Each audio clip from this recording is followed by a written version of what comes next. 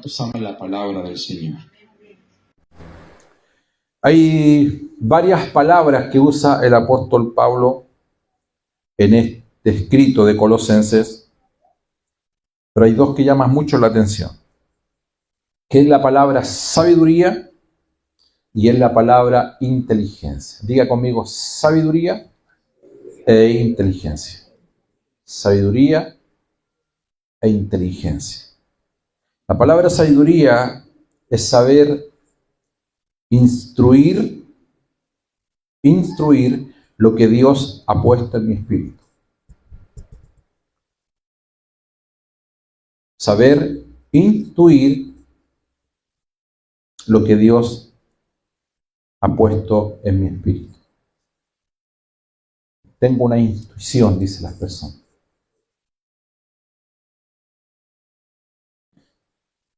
Pero uno puede intuir y no necesariamente sabe lo que está ocurriendo, lo que está pasando. Tengo algo de Dios en mi interior. La percepción divina. Pero la inteligencia es la comprensión de aquello que está ocurriendo en tu espíritu. Repito, sabiduría es la percepción de algo que usted tiene en su interior. Yo siento que esto es de Dios. Como por ejemplo, lo que yo hacía saber anteriormente a propósito de la construcción.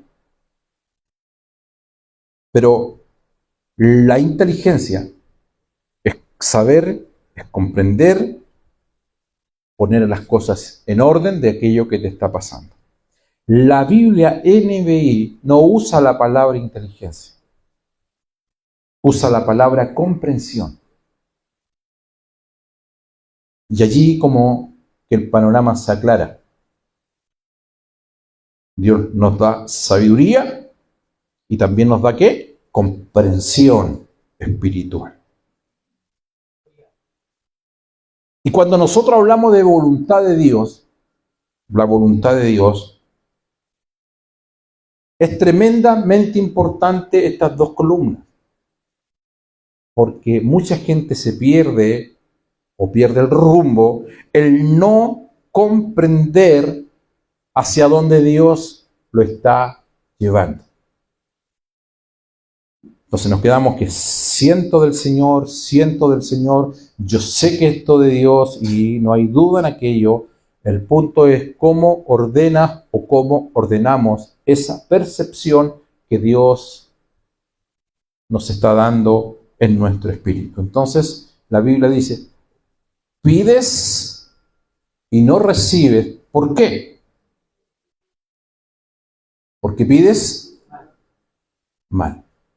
La persona es buena, la persona es genuina, la persona ama al Señor, pero ¿cuál es el problema que tiene? Pide mal porque pide conforme a sus propios deleites.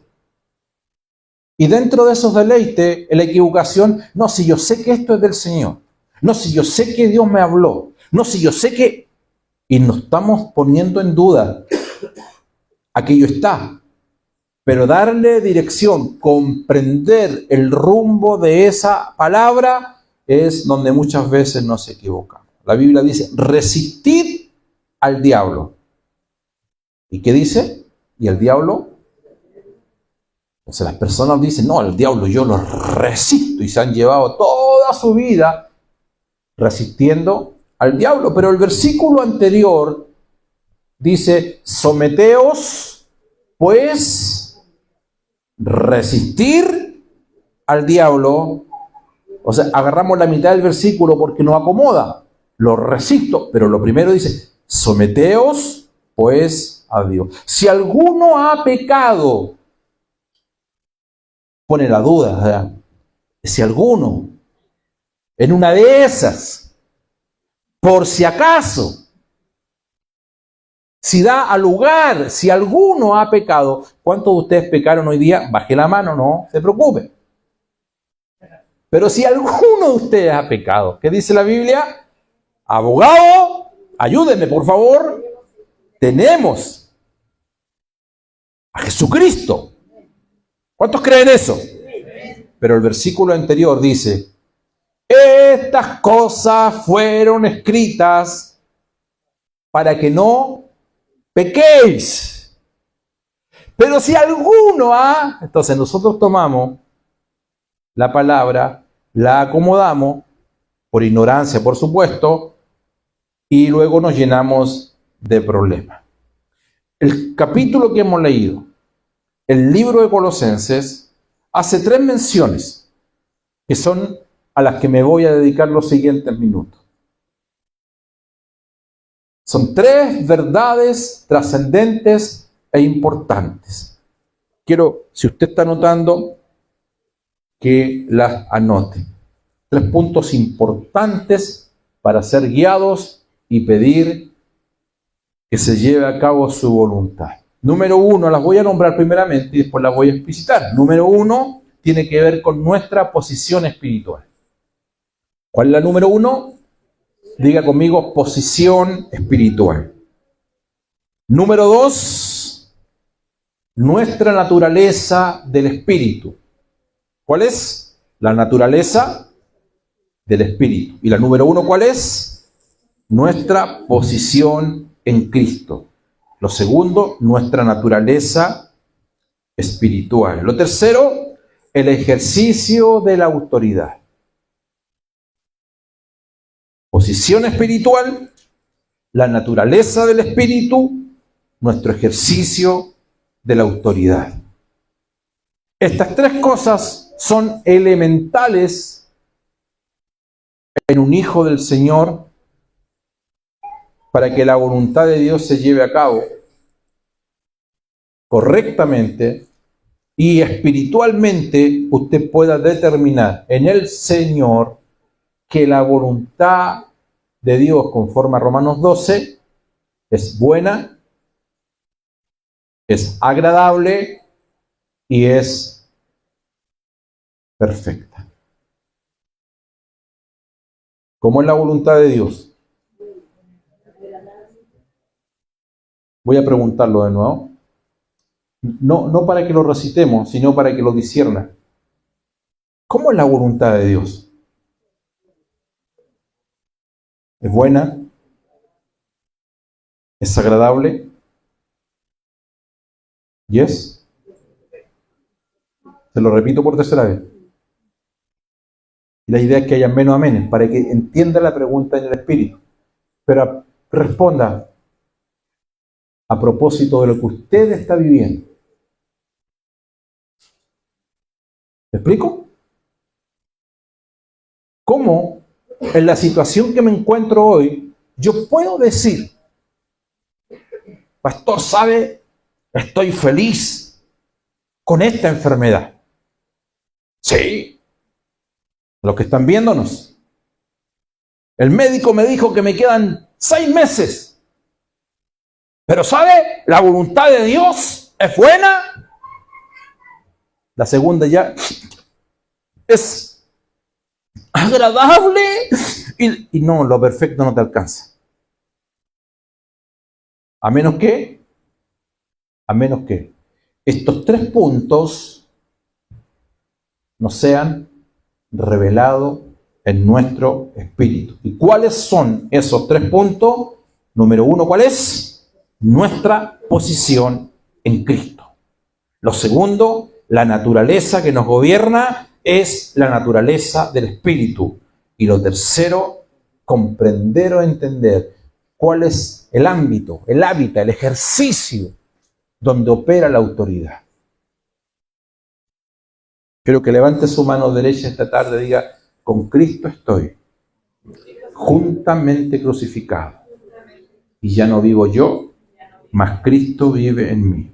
Ahora diga, y estoy sentado juntamente con Él en los lugares celestiales. Abraza al que está a su lado y dile, no sé tú, pero yo estoy sentado juntamente con Cristo en los lugares celestiales. Por lo tanto, la voluntad de Dios para mi vida no está condicionada por lo que yo hago, sino por el lugar en que fuimos posicionados. Y hay un antes y un después cuando Cristo murió. Y esto es para los que están siendo adiestrados, discipulados en las casas iglesias, en los discipulados de los obreros, de los servidores, de los pastores. Usted tiene que, en la vida, en el ejercicio diario, saber dónde pone la Biblia o el púlpito, cuando ministra en una casa iglesia, cuando cantas desde este lugar, cuando oras por una persona, si lo pones o te posicionas antes de Cristo o antes de la cruz o después de la cruz. No es lo mismo orar antes de la cruz que orar después de la cruz. Antes de la cruz la gente iba a un lugar a orar y debía recorrer un lugar para orar, que era el tabernáculo o el templo. Hoy día ese lugar somos nosotros. Dios habita en nosotros. Por lo tanto, yo no llamo a Dios a que venga a mi vida porque Él ya está en mi vida. Antes de la cruz se oraban las promesas, ¿correcto? En alguna oportunidad, en el lejano Oriente, algo iba a ocurrir, algo iba a acontecer. Aún los patriarcas nuestros, dice la Biblia, murieron sin esperanza y murieron sin salvación. Por eso que cuando Cristo muere en la cruz, dice la palabra, Él desciende y les comienza a predicar a cada uno de ellos, porque la cruz es el emblema de nuestra salvación. Para aquellos era el futuro y para nosotros es el pasado. Cuando tú le hablas de salvación a alguien, tú lo llevas a lo que ocurrió hace 2000 años atrás. Amén. Para nosotros es un hecho consumado. Amén. Ya ocurrió. Pero para ellos era fe. Ellos no vieron la cruz, aunque por la fe sí la vieron. Porque dice que Moisés prefirió el vituperio de Cristo. ¿Por qué Moisés nombra a Cristo? Que cuando tú y yo leemos Éxodo, no leemos en ningún lado a Cristo. Eso era fe. Pero la posición de ellos era muy distinta a la nuestra. Por eso que es importante, amados hermanos, tener una mentalidad celestial, a lo que hemos venido desarrollando. Mi hermano Claudio nos dio una exhortación gloriosa el día martes a los varones de lo que es la mentalidad o la mente de Cristo. Escúchelo, está en YouTube, en la página de la iglesia. Escuche ese tema. Entonces decía, es importante tener una mente celestial. Y la mente celestial se direcciona desde una perspectiva distinta a la mente humana. La mentalidad humana siempre ve a Dios a partir de su necesidad. Pero la mente de Dios nos enseña que nosotros no vemos las cosas a partir de nuestra necesidad, sino de la necesidad de Dios. Dios tiene necesidad de que usted comprenda o entienda cuál es su identidad como hijo. Y lo hemos enseñado en muchas oportunidades, que cada vez que Dios llamó a un hombre, lo llamó a partir del deseo y de la necesidad que él tenía, no de la introspección o visión que cada hombre tenía de sí mismo. Y por eso que Dios nos posiciona en lugares celestiales. Cuando nosotros tenemos una mentalidad cristocéntrica, no hay necesidad. Compramos sin dinero y sin precio. Cuando tenemos una mentalidad cristocéntrica, no hay necesidad porque Él lo llena todo y en todos. Por lo tanto, no hay vacíos. Amén. Eso no nos excluye de problemas. Es decir, tú abres el refrigerador, pastor, está vacío. Sí, no me refiero a eso. Me refiero a que te pueden pasar 50.000 cosas, pero tú sigues creyendo que Cristo tiene todo bajo control. Que a Él el mundo no se le ha escapado de las manos. Él es el Señor de la historia. La historia depende de Él. Todos los movimientos que ocurren en este mundo, Dios no está lejano a lo que ocurre. Dios está en control de todas las cosas. Una mentalidad cristocéntrica no tiene orfandad. No está el espíritu del huérfano. Pobrecita de mí, pobrecito de mí. ¿Quién me va a ayudar? Yo no estoy diciendo que esas cosas no ocurran. Las digo a propósito porque ocurren. Pero cuando ocurren es porque hay un vacío, porque hay un espíritu de orfandad, porque están mirando las cosas o estamos mirando las cosas desde nuestra perspectiva y no de la perspectiva del lugar donde Dios te posicionó o te ha posicionado. Cuando el hombre es el centro de todas las cosas, siempre habrá carencias, siempre habrá vacíos. Amén. Pero cuando vemos las cosas desde arriba, ¿cuántos están arriba acá? Pégale un codazo al que está a su lado, lo aprovecha de despertar, dile, no sé tú, pero yo estoy arriba. Dile, vamos, tómale el brazo y levántelo, por favor. Cuando vemos las cosas desde arriba, ¿cuántos saben dónde yo vivo? Disculpen que hable de mí. Tengo una pieza arriba, a veces subió video donde veo los que vienen de Valdivia a mi casa. Y veo los que vienen de Paillaco a mi casa. Así que tengo como 3 minutos para decirles no estoy.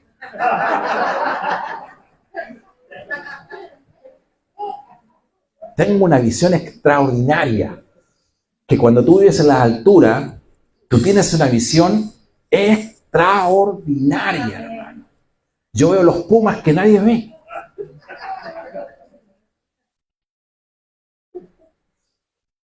¿Qué nos enseña el Señor? Que cuando tú estás en la dimensión espiritual, entiendes lo que significa tener un espíritu completo. En Cristo estamos, ¿qué dice la Biblia? Completos. Y yo quiero, por favor, no, me hablo a mí mismo, porque muchas de estas cosas para nosotros son refranes. Pero esto no es un refrán. En Cristo estamos completos.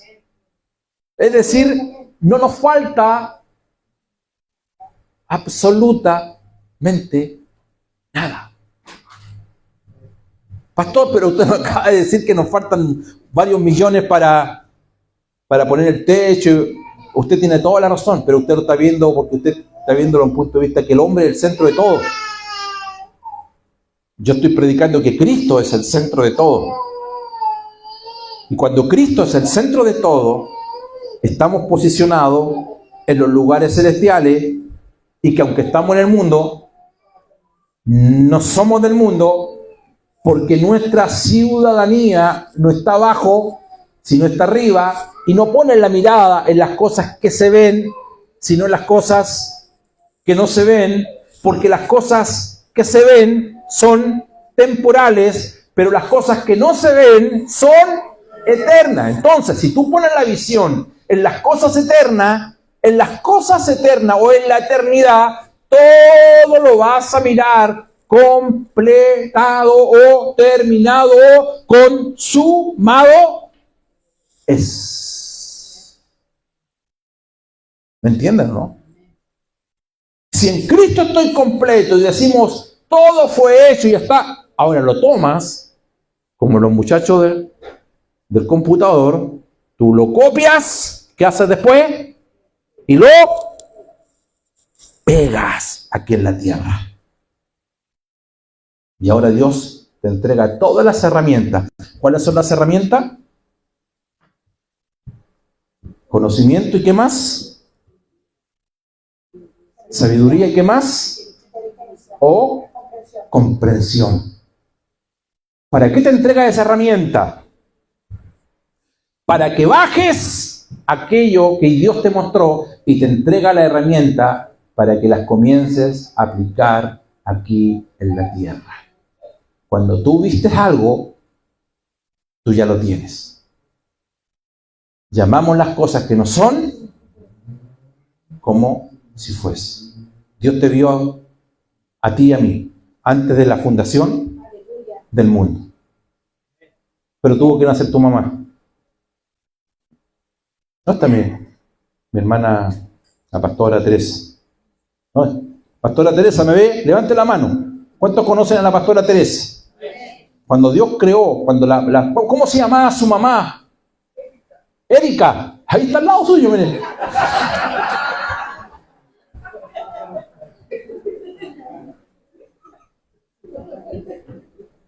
Si esto lo hubiésemos anotado, pensado, no hubiese salido, ¿eh? Cuando Dios creó a la mamá de la pastora Teresa, cuyo nombre es Erika, no estaba pensando solamente en su hija llamada Teresa. ¿En quién estaba pensando? No estaba pensando en la Lidia. Estaba pensando en el Pello. ¡No, en el Mateo! El único bíblico. Ah, no, los Pedros también. Pero para que nazca Mateo, tuvo que nacer Pedro, tuvo que nacer Lidia, tuvo que nacer Teresa, y Dios hizo nacer a la madre que se llamaba Erika. No sé si me explico bien. Ahora, si tú estás de aquí, no sé, 200, 300 años, con la abuelita de ella, y estás conversando con ella, y esa abuelita te está diciendo, ¿sabes? Dios me dijo que me va a dar una hija llamada Teresa, y mi hija Teresa va a tener una hija que se va a llamar Lidia, y Dios nos va a dar el techo, y también Dios nos va a dar el cerraje, y Dios nos va a dar, vamos a tener una escalera, y vamos a tener estacionamientos, y vamos a tener un púlpito maravilloso, y unas oficinas. No, la señora está media rayada. Bueno, Dios está rayado, porque te vio a ti antes de la fundación del mundo.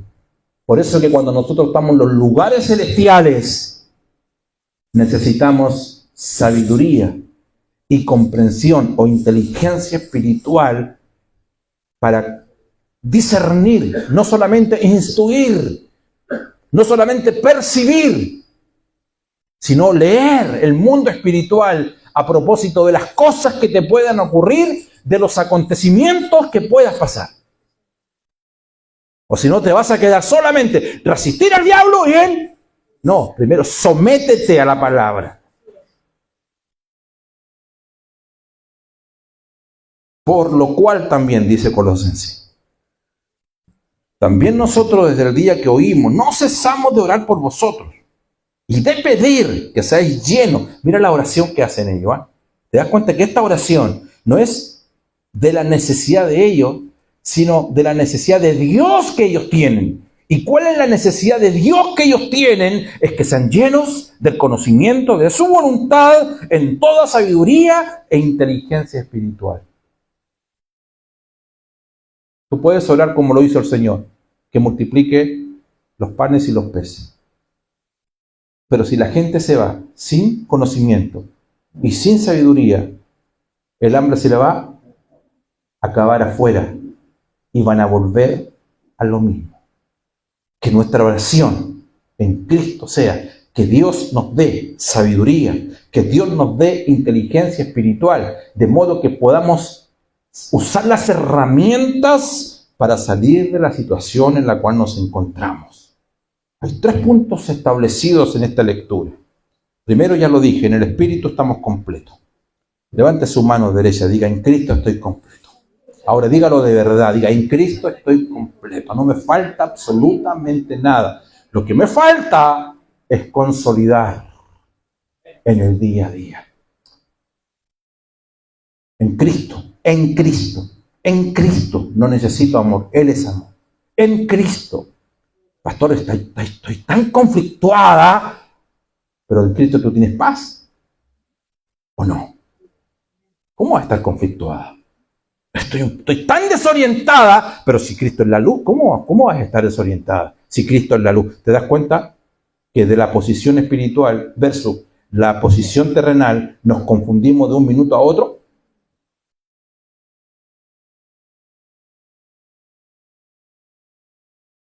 En el espíritu, yo tengo el testimonio de la verdad, porque Cristo lo tengo todo y lo declaro todos los días. Gracias, Señor.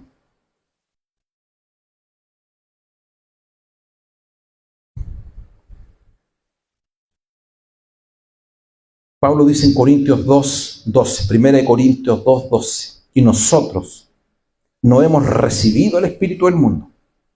1 Corintios 2:12. Nosotros no hemos recibido el espíritu del mundo, sino el espíritu que proviene de Dios, para que sepamos. Anote esta cita, por favor. Para que sepamos, no para que saltemos, no para que lloremos. Nosotros nos gusta saltar. Yo recuerdo en uno de los cultos que tuvimos hace unos sábados, creo que fue en el verano, cuando terminamos, todos, ¿se acuerdan? Todos saltando acá. Lindo. Pero tú te puedes ir saltando, llorando, sin conocimiento divino. No hablo de conocimiento humano, estoy hablando de conocimiento divino. Para que sepamos lo que Dios nos ha concedido. Qué tremendo este texto. En Cristo estoy completo. Él me lo dio todo, pero no lo sé. Entonces la oración para que Dios te dé luz. Para que sepas. Anote lo siguiente. Saber es mucho más poderoso que sentir. Oramos para que la gente sepa, no para que la gente sienta.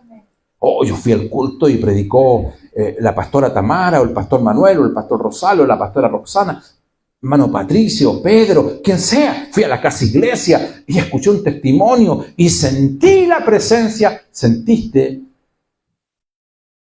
Te pregunto, del día que tú sentiste a Dios, ¿cuánto has crecido en conocimiento?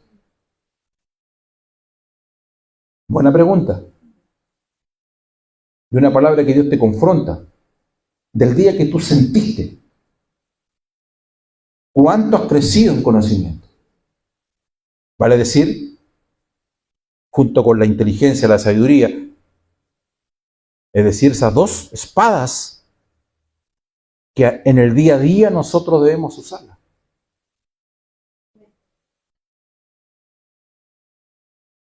Amén. Nosotros oramos victoria, no oramos derrota. Nosotros oramos la sobreabundancia de Dios. No oramos necesidad. Nosotros oramos de la dimensión de que somos bendecidos y no que Dios me va a bendecir. Ya nos bendijo con toda bendición. Lo que significa que cuando tú estás en esa posición, las lágrimas que tú puedas derramar tienen otra definición. Por el momento difícil que puedas estar viviendo. Ya no es lamento. No es una oración que tú haces de lástima o de manipulación a Dios. Tú tienes conciencia que Dios tiene el control de todas las cosas. Y que lo que tú estás viviendo, lo que tú estás pasando, está anotado en la agenda de Dios. Lázaro murió. Y Jesús dijo, esto que está ocurriendo, esto que está pasando, es para que el Padre sea glorificado. Amén. No se trata de Lázaro, sino se trata para que la gloria, es decir, nunca Lázaro estuvo en la agenda. Es decir, Dios permitió todo eso para que su nombre, en lo que tú estás viviendo, el nombre de Cristo debe ser glorificado siempre. Y nunca te olvides. Y nunca te olvides. Lo segundo, Nuestra naturaleza es espiritual. Y es la que nos gobierna. ¿Amén? Por lo tanto, todo lo de... Yo sé que muchas personas no comprenden esta temática o esta enseñanza. Porque nosotros vivimos en un mundo de iglesia donde se motiva mucho la carne. El estado de ánimo de las personas. Y hay muchos movimientos que no son del espíritu. No digo movimiento del cuerpo, sino acciones que son carnales. Porque no tenemos una enseñanza basada en el espíritu. Recuerdo tiempo atrás cuando una persona me dijo, no, yo quiero una iglesia donde el pastor sea un motivador. Y yo sé que hay pastores, me considero un motivador. Y yo prefiero estar en alguien que me motive versus alguien que me deprima. ¿Estamos de acuerdo en eso? Pero el reino no tiene que ver con eso. ¿Ya? Esa es una opción. Yo creo que por eso que dice que la gente en el tiempo cuando Jesús predicaba, decía esta palabra es dura. Se ponían a bostezar. Yo me acuerdo que Pablo lo invitaron a una casa iglesia de jóvenes, ¿se acuerdan? Y un tal Eutico se cayó. No solamente se cayó, murió. ¿Tú te imaginas que alguien se ponga a bostezar acá y se vaya y se desnuque y yo no soy Pablo y no te puedo resucitar seguramente, pero ¿qué me dices? Que no todas las palabras que tú escuchas necesariamente te van a motivar. Oh, yo fui a un concierto donde vino tal o cual grupo, o fui a ver a un pastor. Mira, hermano, créeme, y no estoy diciendo que no haya que hacerlo, ¿ya? Los más longevos en el reino, no en edad, sabrán que uno participó de todos los eventos que hubo acá. Estuve presente cuando vino Yuri, cuando vino Marco Witt, cuando vino Torrefuerte, deja acordarme de otros, no recuerdo. Hoy día recordábamos a Alejandro Alonso con mi esposa en casa. Y Pastor Rosales es testigo acá. Participamos en todos esos y lo volvería a hacer, no tengo problema en eso. Pero ¿sabes cuánta gente iba y salían motivados? Oh, lindo, hermano, lindo, precioso. Les duraba como un par de días nomás la motivación. ¿Por qué? Porque nunca supieron, pero siempre sintieron.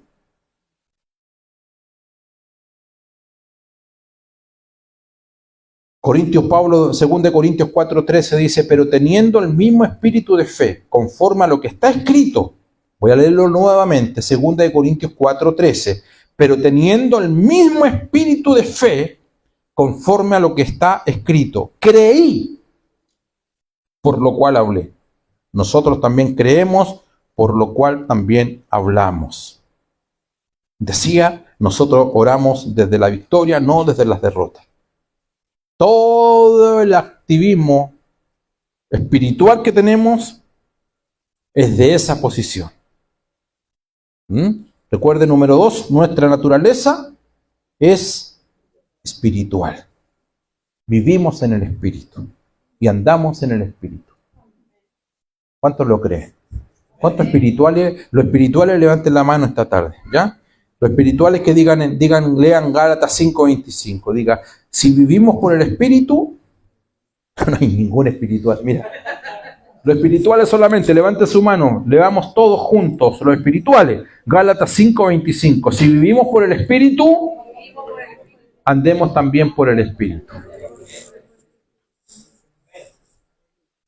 Yo creo que hay gente esta tarde que está aquí pensando, ¿seré espiritual o seré carnal? Si usted tiene esas dudas, usted está en problemas serios. No toda persona que hable en lengua anda en el espíritu. Y quien anda en el espíritu no necesariamente habla en lengua. Puedes hablar en lengua y vivir en la carne. Conozco mucha gente así. Y decepciones ni te cuento. Hablan en lenguas pero viven y andan y piensan y lo hacen en la carne. Andar en el espíritu no es sinónimo de misticismo o un desborde de emociones o caerse en el suelo. Vivir en el espíritu y andar en el espíritu es las 24 horas del día. ¿Lo escuchó? Debería anotar con letras mayúsculas allí. Debo vivir y andar en el espíritu las 24 horas del día. Necesito ir a donde una persona que me dé una palabra profética, pero tú tienes el Espíritu Santo dentro de ti. Ya todo lo que Dios nos dijo a través de la persona de Cristo. En el nuevo pacto, lo que hace un mentor, un pastor, un profeta, es confirmar y reafirmar aquello que está en la palabra. Mi pregunta es, ¿por qué tú no lo sabes? ¿Me explico? Es porque muchas veces las acciones que nosotros tomamos, decisiones que nosotros tomamos, no las tomamos en el espíritu, sino las tomamos en la carne, y nos traen satisfacciones personales, pero toda satisfacción inmediata te va a traer dolor mañana. Y ahí te vas a recordar lo que Dios te había dicho, o ignorabas que Dios ya lo había escrito en su palabra. Por eso que nunca confundan la naturaleza espiritual con la manera o forma como Dios muchas veces se expresa, se manifiesta. Y no es lo mismo la naturaleza versus la forma. Y nosotros muchas veces nos quedamos con la forma, pero no de la naturaleza como actúa el Espíritu. Al que madruga, Dios le ayuda. Entonces por ahí aparece alguien y dice, no, hay que madrugar, hermano. Yo fui a FCP y ellos están orando a las 6 de la mañana el lunes, miércoles y viernes y tienen resultados y Dios les va a dar un templo.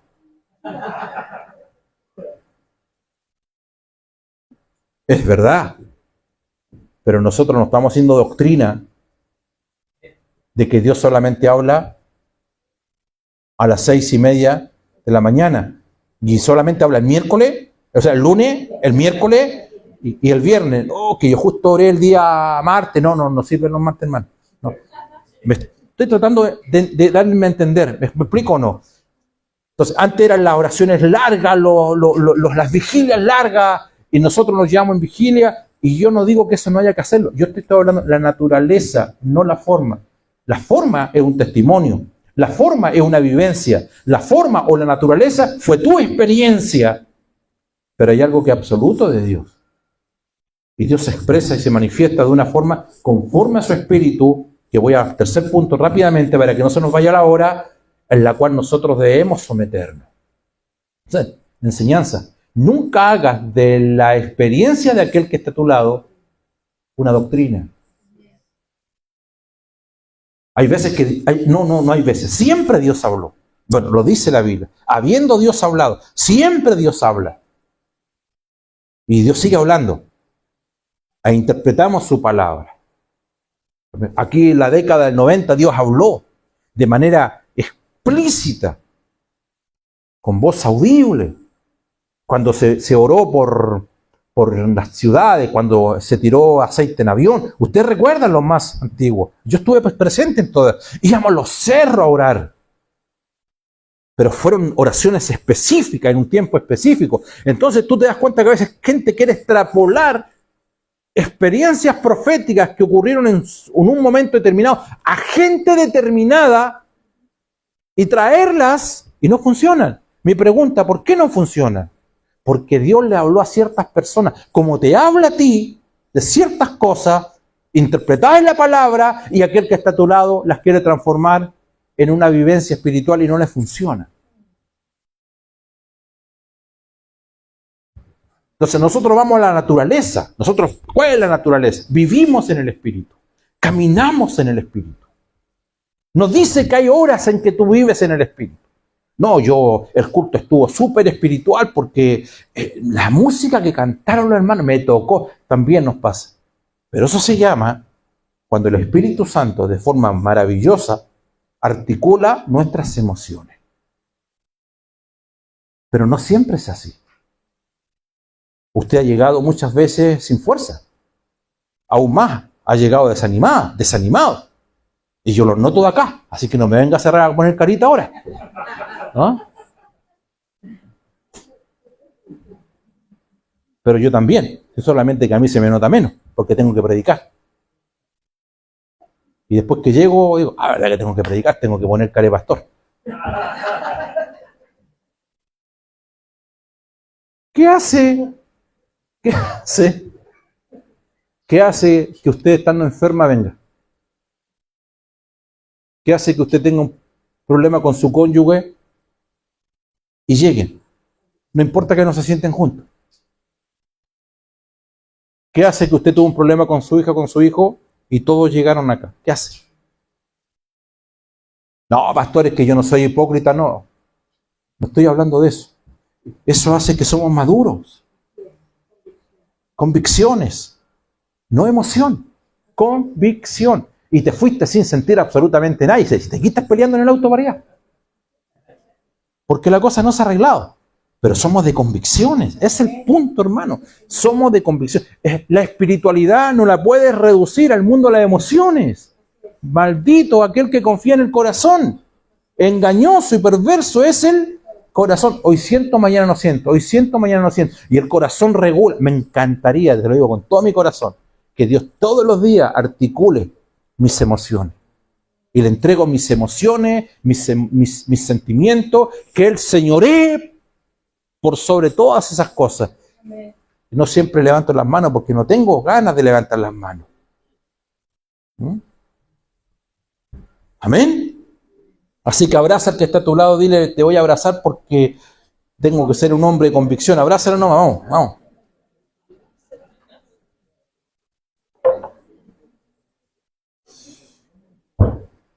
Recuerda, la realidad, me quedan 5 minutos y termino. La realidad es la siguiente. Cerca de ti está la palabra. ¿Dónde? En tu boca y en, dígalo, tu corazón.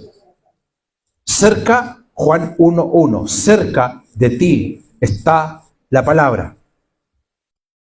En tu boca y en tu corazón. Quiero que lo entiendas, por favor.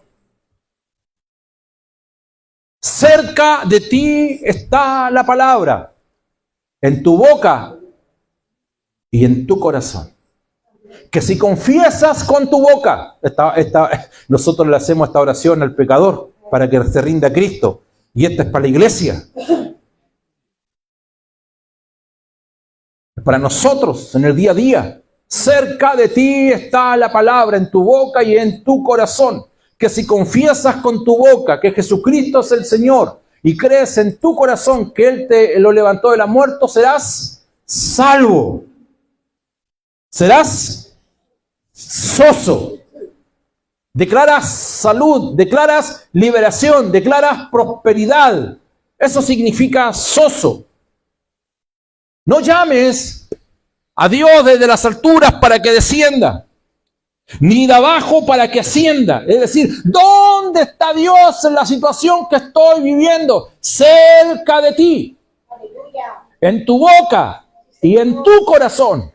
No lo llames de arriba, no lo llames de abajo, porque está cerca, en tu boca y en tu corazón. ¿Qué tienes que hacer día a día? Declarar la palabra viviente y activa en cada uno de nosotros. Y lo tercero, lo primero, ¿qué es lo que es? Posición. Lo segundo, ¿qué es? La naturaleza, que es el espíritu. Y lo tercero, el ejercicio de nuestra autoridad.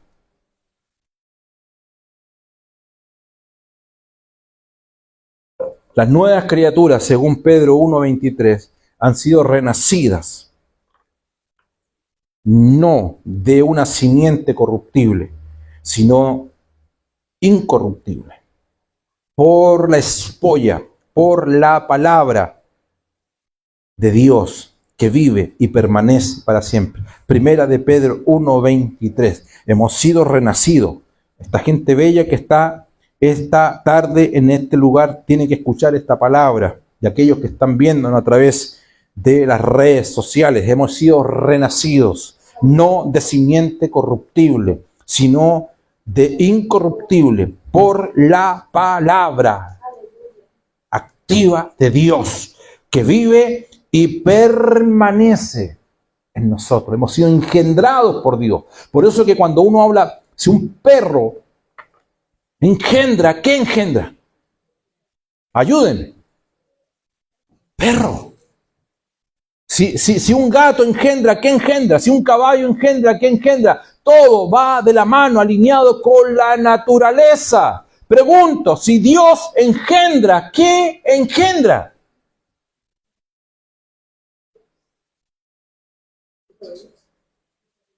Hijo de Dios. Pero tenemos naturaleza divina. Porque es conforme a la naturaleza. Usted es conforme a la naturaleza de aquel que lo engendró, sus padres. Yo fui con mi esposa hace una semana a una reunión familiar que estaba, y uno de los hermanos de mi esposa trabajó con mi papá. Y me mira, la verdad que él se parece mucho a mi suegro, Alejandro, ¿cierto? Pero cuando yo antes que yo le diga, oye, es como ver, él me dice, oye, es como ver a tu papá, me dice. Y se anduvo emocionando él, porque me dice, no, digo, yo tengo la mejor, tu papá fue un buen chato, me dijo, fue un buen jefe. No, tu papá, me habló muy bien de mi papá, me cayó en mis lágrimas, porque persona que yo, mi cuñado, familia, no lo había escuchado nunca, ni siquiera tenía noción, no me recordaba que él había trabajado con mi papá. Y me dijo, oye, tú caminas como tu papá, te pareces, tienes los mismos. Y yo dije, obvio, pues si es mi papá. ¿O no? Es la misma naturaleza. Escuche lo siguiente. Dios tiene tres cosas. Dios tiene divinidad, Dios tiene naturaleza y Dios tiene vida. ¿Qué tiene Dios? Divinidad, vida de Dios y naturaleza de Dios. Vida de Dios, naturaleza y divinidad. De las tres cosas, cuando Dios engendra, hay de esas tres, dos cosas que nosotros tenemos. Cuando Cristo, vuestra vida. Cuando Cristo, vuestra vida, se manifieste. Si alguien me busca esa cita bíblica, me la anota allí. Cuando Cristo, vuestra vida, se manifieste. La vida de Dios es la vida Zoe. La vida de Dios es la vida eterna. La vida de Dios es la vida increada. Es la vida superior. Y esa vida, la vida divina, ha sido en la persona de Cristo impartida dentro nuestro. Por eso tenemos la vida de Dios. Y no queréis venir a mí para que tengáis vida. Y vida en abundancia. Y lo segundo que nosotros tenemos se llama naturaleza. ¿Por qué nosotros amamos? Porque Él nos amó primero. ¿Por qué perdonamos? Porque Él nos perdonó primero. Podemos hacer todo lo de Dios porque hemos sido impartidos en la persona de Jesucristo con esos dotes y talentos divinos. Aleluya. Por eso estamos arriba. Y mi autoridad radica, amados, en la obediencia.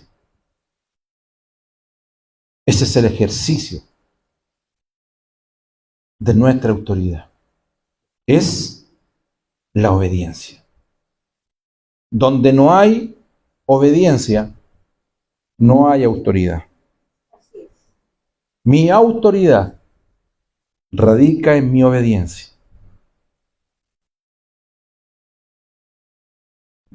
Y la obediencia te califica a ti para ser un receptor del Espíritu. ¿Cómo ser un receptor del Espíritu? Oyendo, como dice, oyendo. Pero para eso tienes que ser una persona obediente.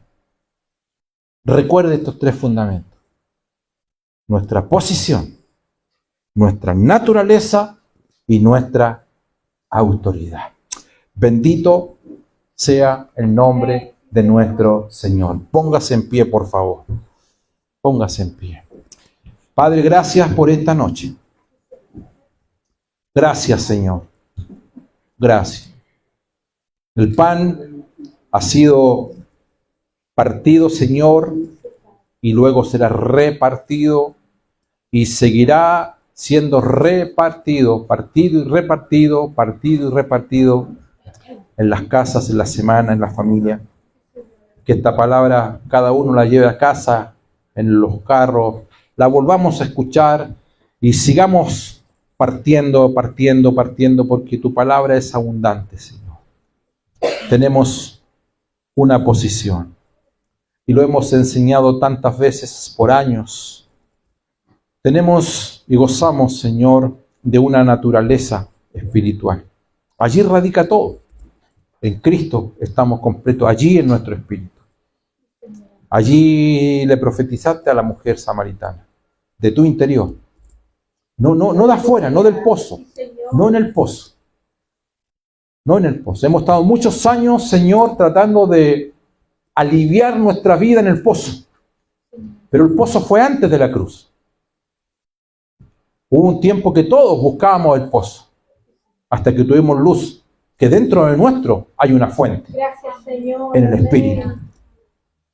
Y antes íbamos afuera, ahora desde nuestro interior.